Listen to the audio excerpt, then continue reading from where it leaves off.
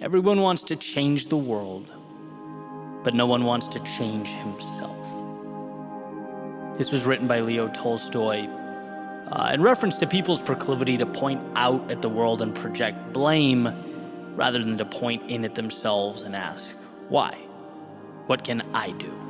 Right? How can I be better? Which, when you think about it, is basically a shark forfeiting its bite, right? Or a bird giving up its wings. Our personal agency is without a doubt our superpower. Yet, from my vantage point, sometimes feels like we're walking away from that superpower, a tiny step at a time. Little by little, day by day, we're allowing greatness to fade while bringing about the death of the hero. And well, that's a pretty big claim. What could I possibly mean by this? It's funny, when people ask me what I'm most proud of, my mind pretty quickly goes to my work, the brand that I've dedicated the last almost decade to building. But I don't think that's right. I think it's a product of my answer, but it's not my answer. What I'm most proud of is chipping away at the monster that is the victim mentality. My default when things went wrong for so long was to feel bad for myself. It was easier to be the victim and sulk than it was to keep taking the hits. It's like a cheat code. When you can just bask in your sorrow and hate the world, you don't have to do anything. It's like a giant ibuprofen for the discomfort that is life. But it relieves the symptom, not the cause. And to understand, to overcome this worldview is like being gifted with a new pair of eyes. And what I learned was that self-pity, it gets you nothing. It leaves you resentful, disappointed, envious, wandering down a path that is not your own. What I learned was that my story needed a hero. That's why as I grew, I spoke about the power and the beauty of doing the difficult thing. Running in the rain, chasing the metaphorical fireflies, taking the last train home. See, until you immerse yourself into that vast unknown, you stay in a cell of your own making. You build walls of limitation and you exist entirely within them.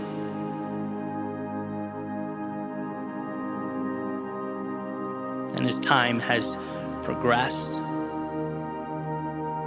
I look back, there are two things worth mentioning. One is that we find life's meaning in the difficult thing. And two, there is a fundamental misunderstanding, and even from time to time contempt, for what the difficult thing means, for those who speak of the difficult thing as though hard truths are in some way inconsiderate. Like diverging from the comfort of one's feelings implies a lack of empathy. But that's wrong. If you love someone, if you care about someone, if you care about yourself, you say what is true. And what is true is that the shelter and the temporary comfort of victimhood is a high not worth the withdrawal, not worth the suffering. It got me nowhere, it will get you nowhere, and that is a reality that will never cease to be true. We live in a world that's been shaped entirely by those who found the courage to do the difficult thing. Everything around us is a product of the courageous decision to take the now and bend it. And that means taking hits. It means being criticized. It means by definition you are choosing to be uncommon. You're choosing to change things, yourself, and by default the world around you. There's nothing wrong with being common. Quitting is relatable. Failure is relatable. Falling short is relatable. Because we're all human and we've all been there. But these stock features of humanity, they are not worth celebrating. We don't put on pedestals the familiar. No, we put on pedestals the times that we've reshaped the familiar. And a world of participation trophies is a world that has disincentivized that which makes life worth living. It cripples the very pursuit that ignites the soul, a push towards the extraordinary. It's time we resurrect the hero. See through the facade of short-term comfort that leads to long-term emptiness. In a world where attention is currency, it's time we acknowledge the payment we receive when we play victim buys only despair. Sure, we're flawed. That will always be true, but we are capable of manufacturing greatness. We're capable of capturing hearts and captivating minds. If you could only see within yourself that story unwritten. If you could feel the greatness that awaits, the roads to be traveled and mountains to be climbed, there would be no debate. There'd be no hesitation about that march to the belly of the beast. If only to show that our demons exist solely where we allow them to. Resurrect the hero. Fight those battles that light you up. Blaze your trail through the valley of darkness. Take that path unknown to the common man, unseen to those who live within the confines of what is. Resurrect that hero, because you need you, because the world needs you. There's no time to be down or sad or dwell on the mistakes of yesterday. There's too much on the line to pretend that settling was the plan all along, or to point at the obstacles with disdain and hatred while life rotates around you. No, resurrect the hero. Resurrect your answer. Resurrect the person you were meant to be. It may not be simple or intuitive. It may cause you to give more than you knew you had. It may not be easy. But my friend, easy never changed the world.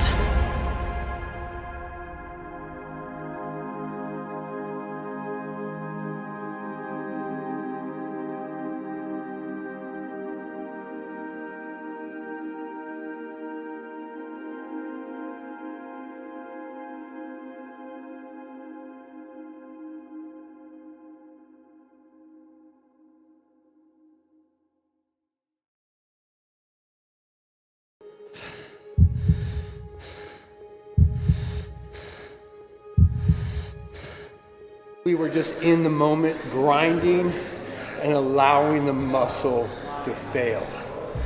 And that was beautiful. Comfort has never built anything remarkable.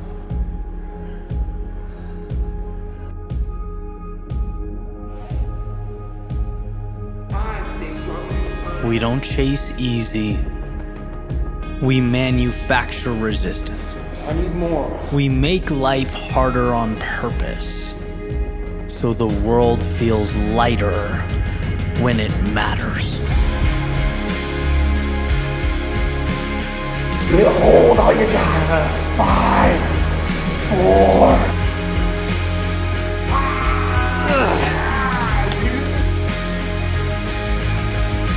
Turning that fire forward, rising like the phoenix, renewed, unshaken, and ready for every challenge ahead.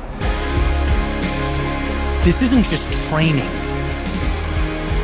This is identity. 2 minutes, dude.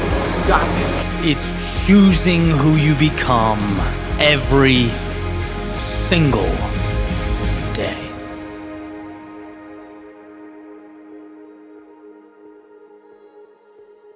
Yeah. Thank you for that effort of just crawling, grinding, fighting for every second. So get out there, train with somebody else, push each other, be there for each other, and get to that next level of fitness, health, and just be your best version. God bless.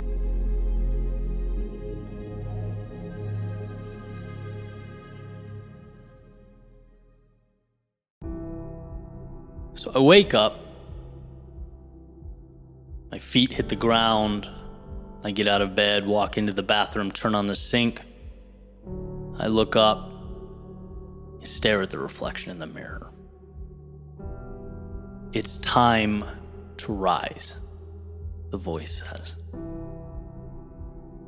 I stop, I think about it for a second. The reflection continues to speak, so I listen.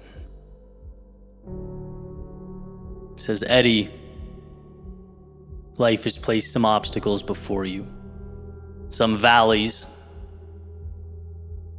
Some of it was your doing, some of it's just life, but all of it is yours now. We get in life what we allow. And pain, the internal turmoil, that's a sign that you may just be letting the wrong things live alongside you. The wrong thoughts, actions, ideas, stories, people, and places. That reflection, he continued to share. So I listened. Eddie, here are some reminders. Take note. 1. Time is the most valuable currency you have, period, bar none. Be more methodical about how you use it. Right? This is not new, but rather a recalibration. That little thing in your pocket, that phone, that portal, yes, the same one you use to share, conduct business, get your thoughts out into the world, the same one that's changed your life, it's also crushing you. If you don't reel in your time on that little device, the consumption, the mindless scrolling, the time that you do have, you'll be fighting for mere adequacy. Shut it off, go reread Cal Newport's deep work. Reread Relentless by Tim Grover. Remind yourself what greatness truly requires, the concentration, the focus, the effort. Go. Remind yourself. Number 2, there are seasons of life. There are times to sprint and there are times to pace yourself. Times to explore and times to plant a stake in the ground. Times to tear down and times to build up. Don't define yourself by the season you are in. You just walked away from a lot. You, in many ways, are restarting. You, as the saying goes, step back to leap forward, and now you're here. So remember, you are not the struggles of the past month or 2 months. You are where you go from here. You are your very next step. You are all of the opportunity before you. Number 3, ambitious people tend to look forward. Often, they live in that gap between where they are and where they want to be. Sometimes they only see the road ahead, and this can be good because it's a motivator. It contributes to one's growth and mastery of a craft. That competition in the soul, that mastery of self that pushes one forward. But it can, if left unchecked, be just as dangerous as it is valuable. Look over your shoulder. Remind yourself how far you've come. Compare yourself to that. Compare yourself to 8 years ago and how bad you wanted to be where you are now. See what happens when that's the focal point. Number 4, when you're frustrated about an outcome or how far you have to go, remember, you're never as far away as you think. It's about reworking the minor details. No wheels need to be reinvented here. Breathe. Collect yourself. Ask yourself which dots need to be connecting. because you're closer than you think to recapturing momentum. You're always an arm's reach away from that light switch that will illuminate the path you need. Just reach out and find it. Number 5, simplicity. Simplicity, simplicity, simplicity. Stop making the simple things complex. You'll find yourself pulling your hair out about problems that are tangential at best to what really matters. The right things are simple. A happy, healthy, effective life is minimalist. Protect it. Preserve it. Keep the complexity out. Remove the clutter in your environment. Clutter in your thoughts. Revert back to what's simple, because there, everything of value will emerge. And number 6, it can be right, but wrong for you. That means, in your case, it's wrong in totality. Look, there will always be available off-ramps. There will always be, he did this and it worked, she did that and it worked. Stay true to you, in your world, your North Star. Even the people trying to help you, right? They can only advise on what they know, their experience. Their experience is not yours. This is the evolution of insanity. It calls for one to be crazy until they are quote-unquote experts, to be lost until they are found.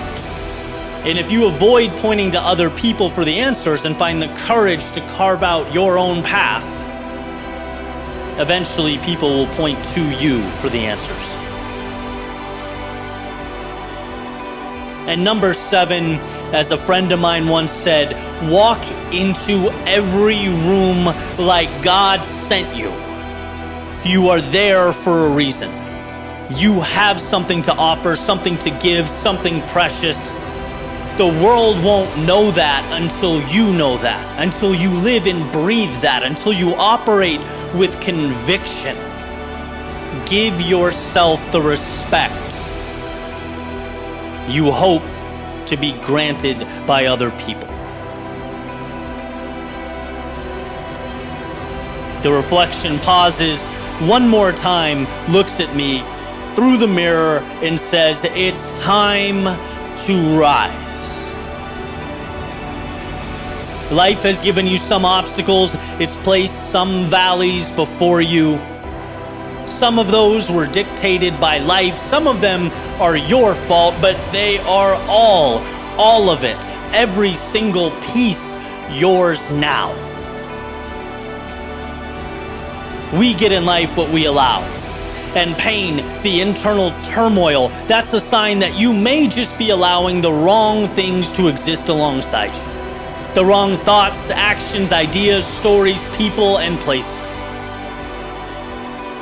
So Eddie, I hope those reminders provided some clarity. I hope they reminded you who you are and that you already have what you need. It's time to rise. So go.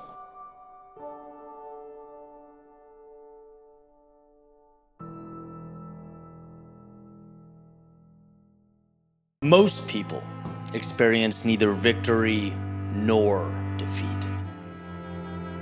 Why? Well, rather than step out their front door and shape their world and their reality, most people sit back and they observe and they criticize and they condemn those who actually do. This is the central premise to Teddy Roosevelt's Man in the Arena speech, which I've talked about and explored a few times on this podcast, but I had the pleasure last week of sort of rediscovering it in Sedona. And what stood out to me particularly was just the idea of how okay we are with that middle ground of giving up the highs to not experience the lows. How okay we are with being the ones who merely observe and critique while life around us is shaped. It's like no defeat. No, that's Avoided at all costs. We want safety, safety, safety, which means almost definitionally no victory. And when we skip those two things, what we are left with is empty space, a perpetual purgatory to which most of us are confined. Someone I respect once told me it's okay to be hated. And it's certainly okay to be loved. But what you don't want to be is simply tolerated, right? Merely existing is for cowards. And you might be asking, well, what does that mean for me in my world? And that's the beauty of it. Like, I could never answer that for you. You are the only person that can answer it for you. But what I can tell you is that the highs in life make it worth living.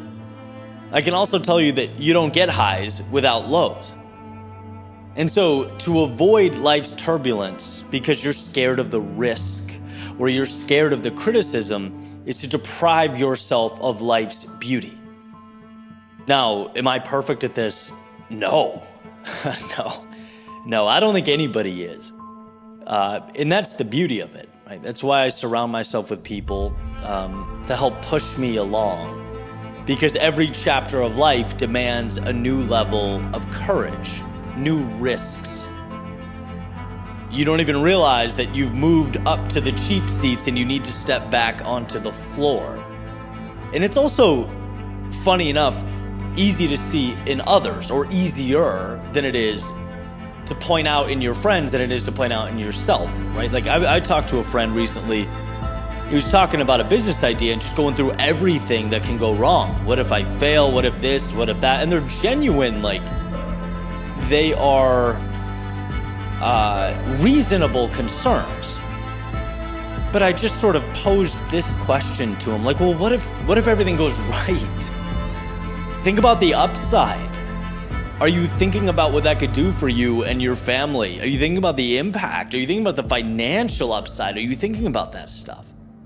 Because that's transformative. And you could just sort of see behind his eyes that switch. Sometimes we just need that nudge, that reminder that says, hey, you're strong enough to be in the arena, making change in your life, taking on the risk, taking on the burdens, stepping into the chaos of life so that you can make something of it. You can do that. Well, Eddie, how do I figure it out? Again, this is a work in progress, my friends, and I don't think that ever changes, but I can say personally, awareness. Awareness is the key. Awareness is everything. Understanding that it often does not come natural to go where you most need to go. It requires courage and discipline. Right? I've invested heavily in multiple masterminds, engaged in very intentional conversations, spending every day in some type of contemplation, thinking about that next step, looking for the right risks. Because I know that when one stays too long where they are, they do themselves, their loved ones, and the world a disservice. When you stay the same, no one wins. But when you're aware, everything of value starts to rise, starts to emerge. What is it in your soul that you know you need to do? Where is it in your soul that you know you need to go? Because once you've aligned with that, you get to go out, step into the world, and begin the process of falling and failing and making your mistakes. But in doing so, there's a few things that are happening at once. First, you're incrementally moving towards meaning in your life. It's been said that progress equals happiness, and I subscribe to that. I believe in that 100%. I also believe in the second thing, which is that you convince yourself that when you fall, you can handle it. You can get back up stronger. It's the mantra that confidence is earned. You're proving to yourself who you are. You're showing yourself. You're watching yourself grow as you take on combatants in the arena that you stepped into. I'm a firm believer that a life of meaning isn't avoiding chaos, but rather knowing you can endure and persevere through it. So I'm going to say it again, and hopefully it hits you the same way that it hit me. Most men live their entire lives without knowing either victory or defeat. Never defeat because they shied away, because they were scared, because the risk seemed too big. Therefore, never victory because the victory requires the defeat. And so this is your opportunity to step out into the world and make your mistakes. To dispel the notion or any idea that a safe, peaceful existence is a victorious one. You will fall repeatedly. But the beauty is you will do so on your ascent to a world above the clouds.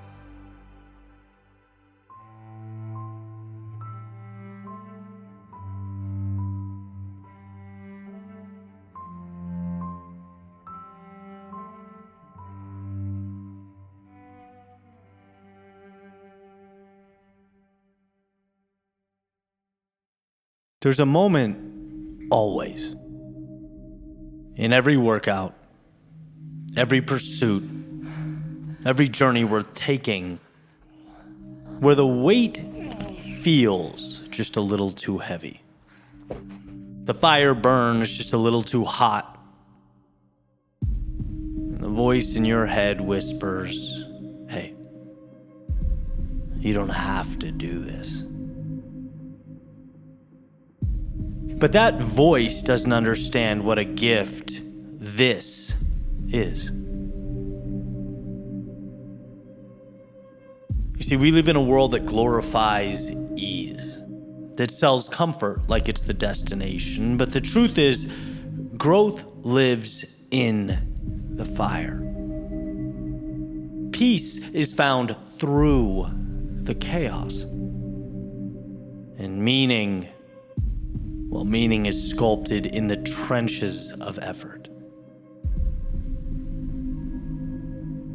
I've talked quite a bit lately about a new chapter in my world, my fitness journey, and it's been invigorating to say the least. Mind's changing, body's changing. It's exciting.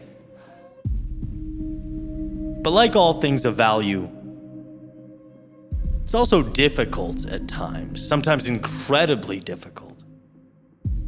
My trainer, Eric, who I've also tipped my cap to quite a bit recently, has played a large role in how I look at those moments.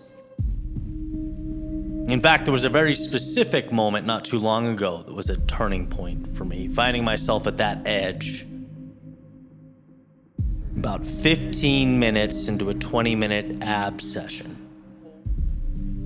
My legs are shaking. Core is screaming from doing a hold, right? Where you're kind of on your tailbone, leaning back. Your feet are lifted off the ground and your hands are in the air. And my body's fighting, my mind's racing, my breath is short. And I close my eyes, thinking that, I'm gonna have to drop my feet for a second. I'm gonna have to rest here. And I start hearing Eric, who's doing the workout next to me, break into prayer as he's doing the same full body hold. Starts quiet, and I start making sense of what's going on around me. He says, "Thank you, God, for the opportunity to do this with my brother Eddie, to get stronger. The opportunity to grow and step into the person I know I can become. Thank you. Thank you for this moment. Thank you for the opportunity to suffer because I get to. I get to feel this burn. I get to test my limits. I get to push when so many don't have the chance." And it kind of shocked me in the moment. Immediately twisted the victim narrative going on in my brain and reminded me that, hey, it's a privilege to suffer like this. It's an honor. and I should never take for granted all that I'd been given. What a powerful moment. Again, there are people who would give anything to walk, to run, to lift, to climb. And here I am, drenched in sweat, heart pounding, body trembling, alive. This is not punishment. This is privilege. See, somewhere along the way, I think we confuse discomfort with danger, difficulty with doom. But suffering, the right kind of suffering, the voluntary kind, it's sacred. It's the arena where identity is forged. It's where weakness becomes wisdom, where potential becomes power. No, it's not about being a masochist. It's about reverence. Reverence for the gift of giving everything you have to something that matters, that means something to you. It's paying respects to your evolved self. You suffer in training not because you hate yourself, but because you love who you're becoming. And by the way, that doesn't end in the gym. In fact, it starts in the gym and carries out into the world. Every meaningful thing you'll ever build will demand a piece of you. The business that scares you, you'll suffer for that. The relationship that matters, my friend, you'll suffer for that too. The dreams that keep you up at night, you guessed it, you'll suffer for those. But the secret is, you want to. Because a life without sacrifice is a life without depth. A life without challenge is a story without climax. And a life without suffering, well, that's a life where you never learn to rise. So suffer. Choose to suffer. Get to suffer. When your muscles ache, thank God. When your mind resists, smile. When you're afraid, step anyway. Step harder. Step ferociously. Because that's the price of becoming. That's the toll for greatness. That's the currency of transformation. And I promise you, at the end of the journey, you will not remember the pain itself, but you will remember what it meant. You'll remember the moment you chose not to quit. That fork in the road where you picked your head up and kept going. You'll remember the moment you whispered, "Thank you," and earned your place in that fire. We don't have to do hard things. We get to. And what an honor. What a gift. What a life.